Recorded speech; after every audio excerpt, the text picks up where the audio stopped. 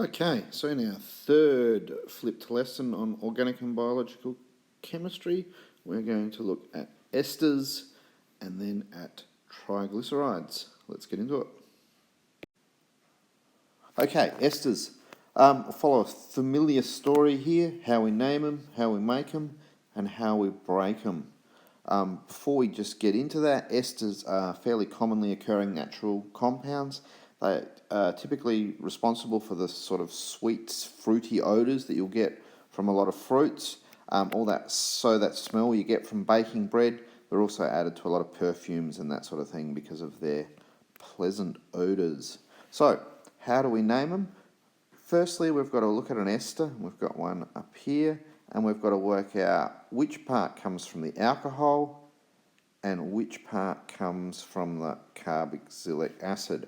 Now, the bit that's attached to the single bonded oxygen comes from the alcohol, and we name that, for this course, we only need to name that as we were naming an ethyl or a methyl group, so in this case, 2 carbons, so that part we refer to as ethyl.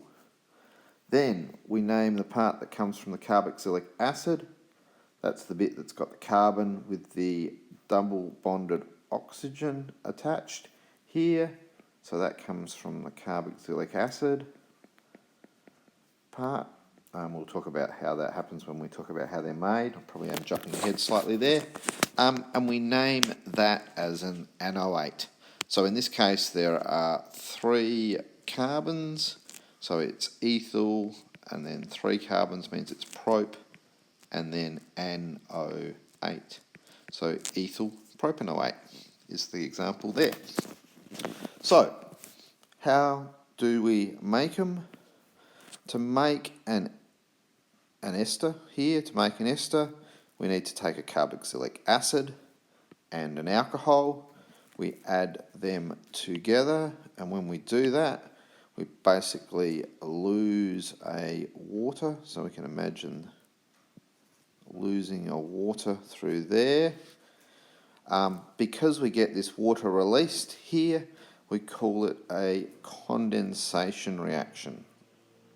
So a reaction that releases water is called a condensation reaction, not just if you make an ester.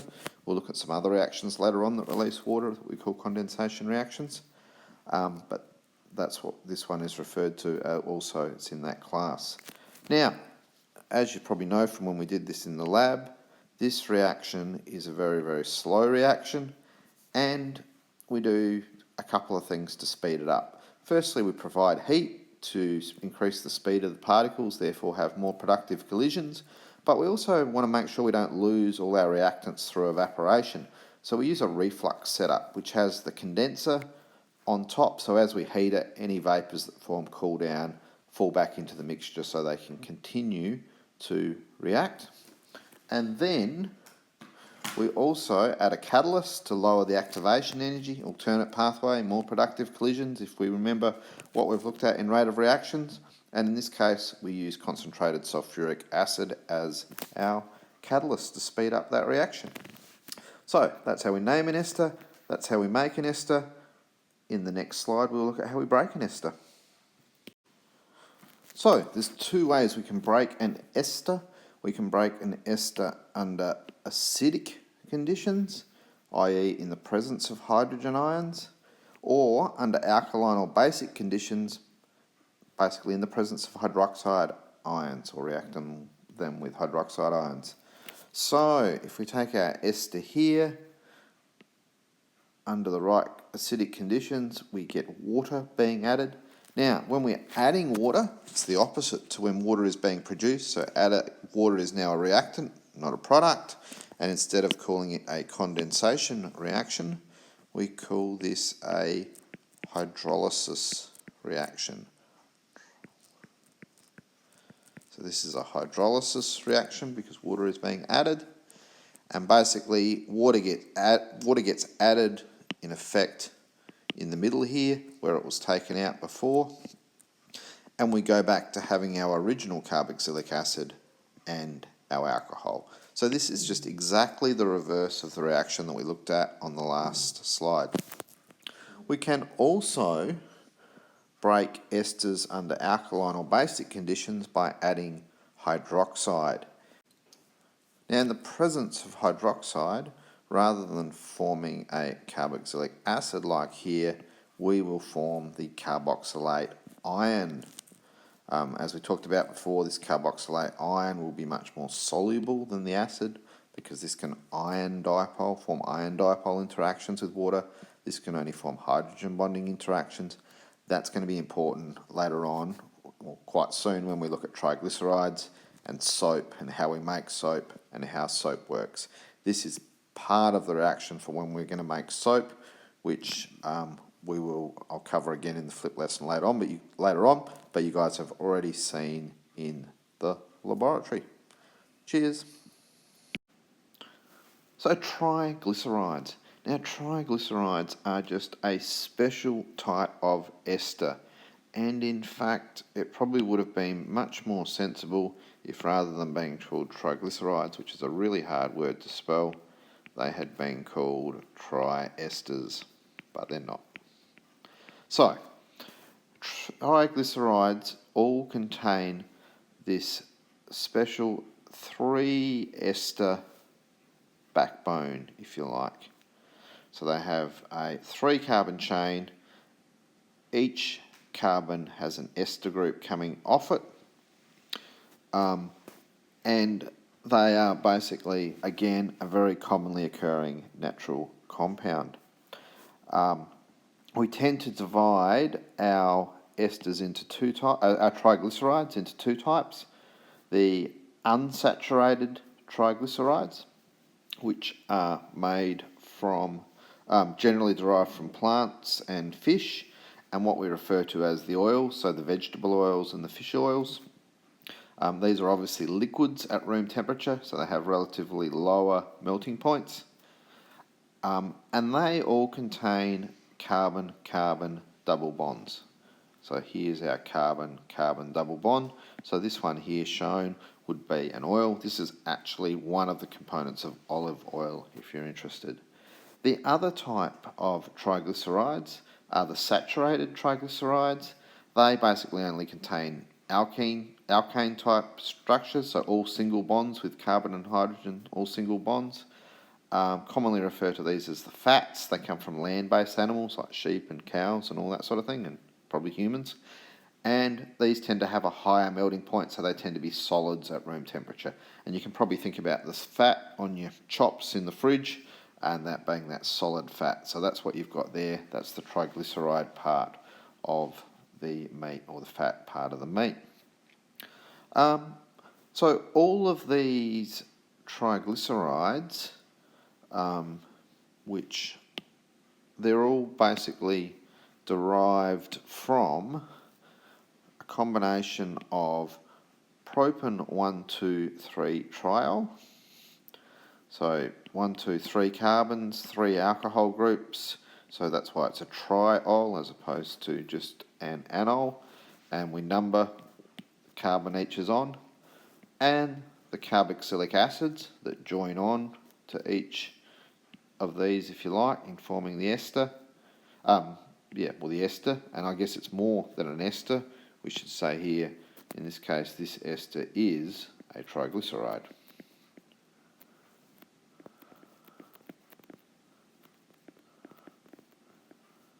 And if we're talking about the formation of these, again, we get water released, so it's a condensation reaction. However, and this is probably what we're interested in the reverse of this reaction, hence I've drawn the two-way arrow, and when we get the breaking apart of these fats and oils, we call that a hydrolysis reaction because it requires water to be added to the structure. I think that's all the introductory stuff we need for triglycerides. Now we're going to get into a little bit more of the breaking of triglycerides, but it's both the breaking and the testing of triglycerides. So let's look at a few aspects of breaking triglycerides. Firstly, let's talk about how we test the degree of saturation of the triglyceride. Obviously, an unsaturated triglyceride will have carbon-carbon double bonds. Now, bromine reacts quite strongly with carbon-carbon double bonds, and when bromine reacts, it basically adds across that double bond.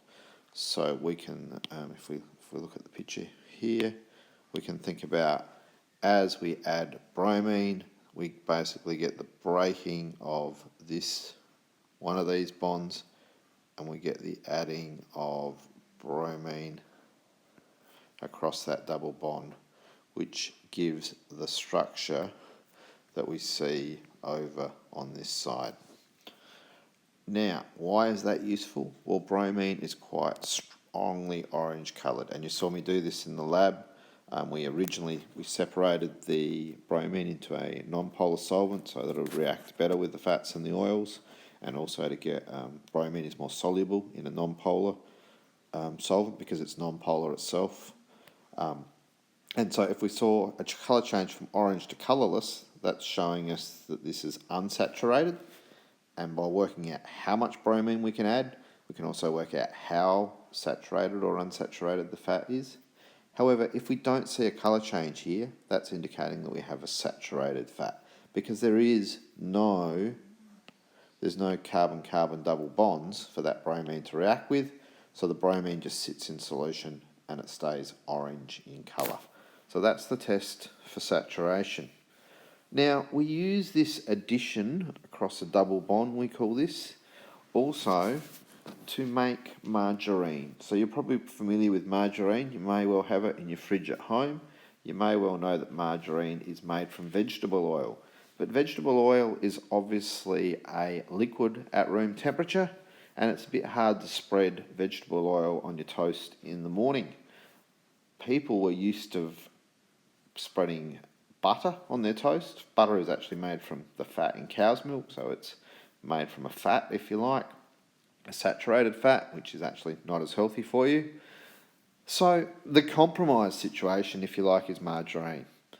So what they do to make margarine is they take their vegetable oil, we've got our vegetable oil here, and they add hydrogen gas, but they need to have relatively high pressure and temperatures to increase the rate of the reaction. They also use a catalyst, and I think they use nickel as a catalyst. And what happens when you do that is that you get these double bonds breaking. Let's put a cross to show these double bonds. Well, it doesn't break both double bonds, it just breaks one of those double bonds, and then it can saturate that out. Now, as it becomes more saturated, it becomes more like an animal fat, so it's more likely to be a solid at room temperature. They don't necessarily saturate out every carbon-carbon double bond, but just enough to make it into a solid at room temperature. So that is the process of taking vegetable oil and making it into margarine. And again, it is this idea of addition across a double bond. It's probably a term worth having there. And it's a carbon-carbon double bond, I probably should say. So,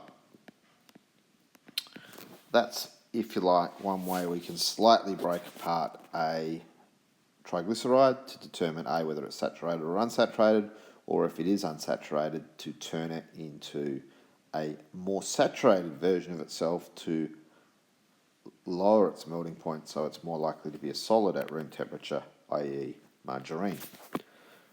The other reason that we like to break apart triglycerides is to make soaps, and we've obviously done this in the lab as well.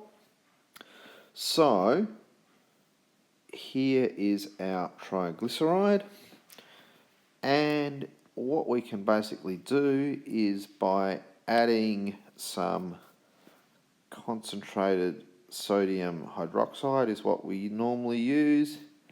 It will break these esters apart along these lines here, and we will end up with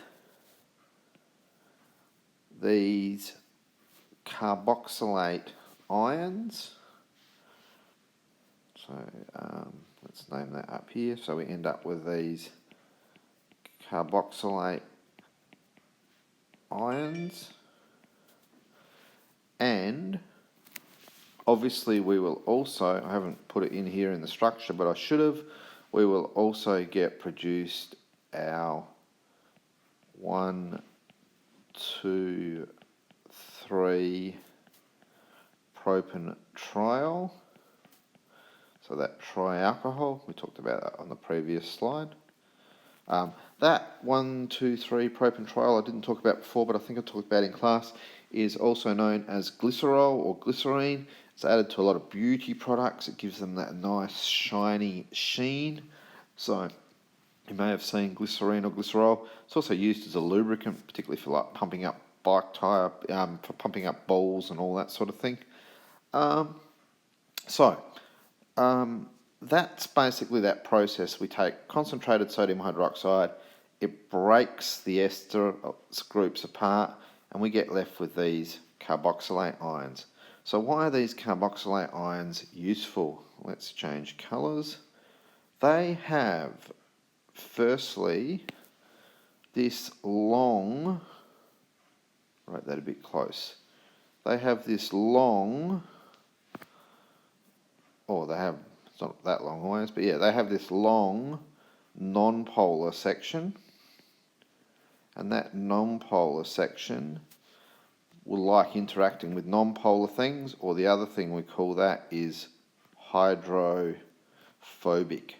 So phobic, fear, phobia, water phobia or water hating, that part. Where up here we have the ionic, what we call the ionic head, and that obviously can form ion dipole interactions with water. So that is water loving, or more technically known as hydrophilic. Hang on, I think philic's only got one L. Hydrophilic, that's our hydrophilic head. So we have this special molecule now that at one end is water loving, and at the other end is, if you like, water hating, but likes non-polar type solvents. And when we draw this, we often draw that out with just a circle to indicate the head, and sometimes we put a little negative in there to show it's got a negative charge, and then we put a squiggly tail on it like that. So how does that become useful? Well, if you get a drop of oil